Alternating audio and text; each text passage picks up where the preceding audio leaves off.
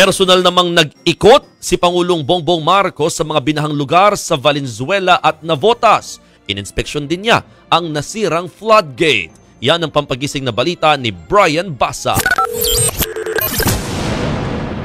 Mismong si Pangulong Bongbong Marcos ang nag-ikot sa ilang lugar sa Kamanava area na labis na napuruhan ng malawakang pagbaha dahil sa super bagyong Karina at Habagat.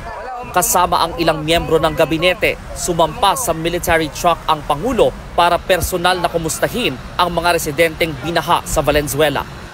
Binaybay nila ang MacArthur Highway sa kadumiretso sa Malanday National High School kung saan pansamantalang lumikas ang nasa higit 1,000 residente. Dito namigay ng ayuda ang Pangulo sa ikot sa iba pang bahagi ng Barangay Malanday.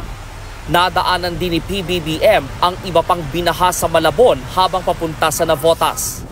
Sa gitna ng biyahe, inabutan ng malakas na ulan ang convoy ng Pangulo pero tinuloy pa rin niya ang ocular inspection sa mga binaha hanggang makarating sa Navotas.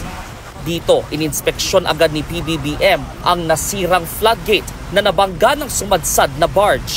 Isa ang nasirang floodgate sa nagpalala sa baha kahapon dahil hindi nito napigilan ang pumasok na high tide sa lungsod na sumabay pa sa baha. We have to relook, we have to re-examine some of the designs of our flood control. Dahil the amount of water was not as bad as Ondoy. But the effect was greater than Ondoy. Mas malaki ang baha. Mas marami tayong flood control ngayon kaysa noon. Pero climate change, this is what the effects of climate change are. Bukod sa Navotas at Valenzuela, plano pa raw inspeksyonin ng Pangulo ang iba pang binahang lugar sa Metro Manila at mga karating probinsya. Tiniyak din niyang may budget para sa ayuda at rehabilitasyon sa mga lugar na nasalanta.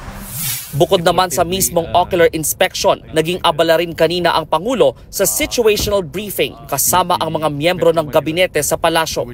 Dito, tinalakay ng ilang ahensya ang sanhi ng pagbaha na pinalala rin daw ng sabay-sabay na pagpapakawala ng tubig ng ilang dam sa Luzon. Ayon sa Pangulo, dapat mas ayusin pa ang ugnayan ng mga dam operator at mga karatig na LGU para mas mapaghandaan ang banta ng pagbaha kapag bubuksan ang gate ng mga dam.